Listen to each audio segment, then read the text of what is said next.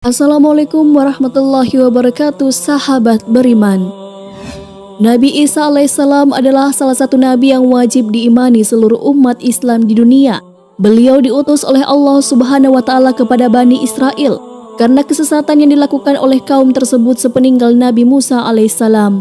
Tidaklah sempurna iman seorang muslim bila tidak mengimani keberadaan salah satu dari 25 nabi-nabi yang memiliki kemuliaan di sisi Allah Subhanahu wa taala.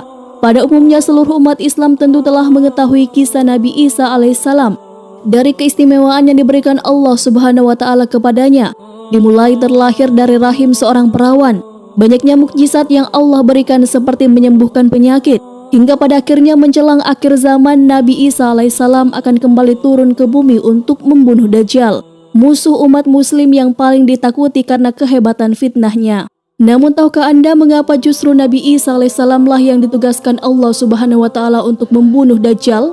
Mengapa bukan Nabi Muhammad SAW yang secara syariat sebagai junjungan seluruh umat muslim di dunia? Nah, berikut alasan Allah Subhanahu wa taala menugaskan Nabi Isa alaihissalam.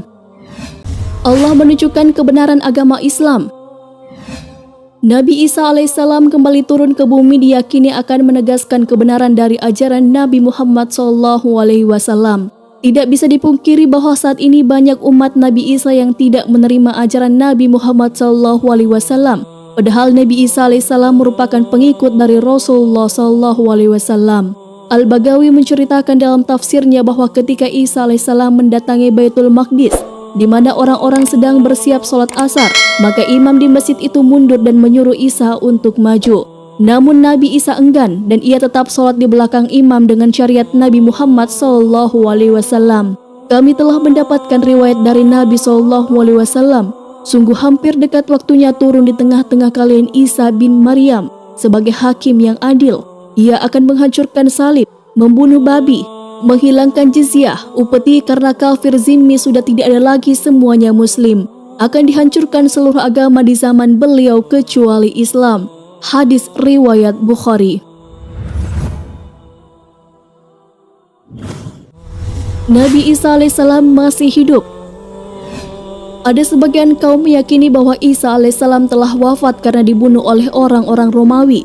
Namun sebenarnya Allah Subhanahu wa taala menyelamatkannya dengan menggantikan peran Nabi Isa alaihissalam kepada orang yang wajahnya diserupakan dengan beliau. Sedangkan Nabi Isa alaihissalam sendiri diangkat ke langit atas izin Allah Subhanahu wa taala. Karena ucapan mereka orang Yahudi, sesungguhnya kami telah membunuh Al-Masih, Isa putra Maryam, Rasul Allah.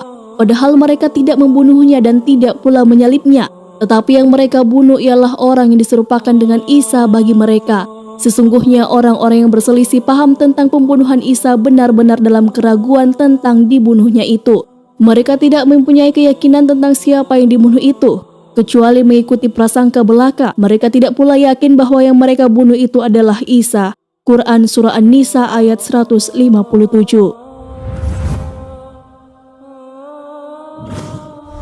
Menegaskan kemuliaan Nabi Muhammad SAW. Banyak yang beranggapan bahwa Nabi Isa alaihissalam lebih mulia dibandingkan dengan Rasulullah SAW karena banyaknya mukjizat yang diberikan Allah kepada Nabi Isa alaihissalam.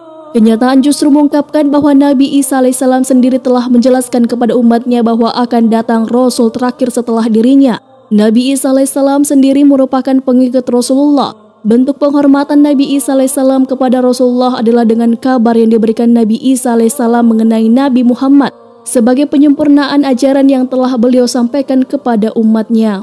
Allah Subhanahu wa taala berfirman, "Dan ingatlah ketika Isa ibnu Maryam berkata, 'Hai Bani Israel, sesungguhnya aku adalah utusan Allah kepadamu, membenarkan kitab sebelumku yaitu Taurat, dan memberi kabar gembira dengan datangnya seorang Rasul yang akan datang sesudahku, yang namanya Ahmad Muhammad. Maka tak kala Rasul itu datang kepada mereka dengan membawa bukti-bukti yang nyata, mereka berkata, ini adalah sihir yang nyata." Quran Surah As-Saff ayat 6.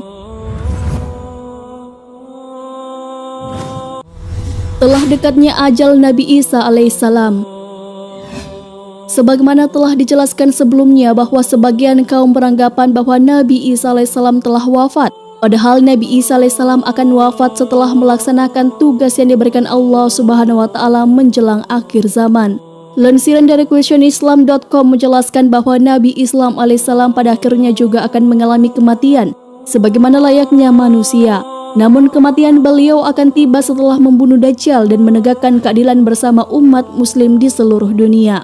Beliau tinggal di bumi selama 40 tahun kemudian Allah wafatkan dan disalati kaum muslimin. Hadis riwayat Abu Daud, Ibnu Hibban. Sebagai muslim yang beriman tidaklah pantas bagi kita untuk membanding-bandingkan siapa nabi yang lebih hebat, karena semua nabi yang diutus oleh Allah Subhanahu wa taala mempunyai tujuan yang sama, yaitu mengajak bertauhid, mengagungkan kebesarannya. Nabi Isa alaihissalam selain ditugaskan Allah Subhanahu wa taala untuk membunuh Dajjal pada akhir zaman, ternyata beliau juga akan memiliki tugas dan maksud tertentu yang pada intinya adalah menegaskan ajaran yang dibawa oleh Nabi Muhammad SAW kepada seluruh manusia yang ada di dunia. Wallahu a'lam bishawab.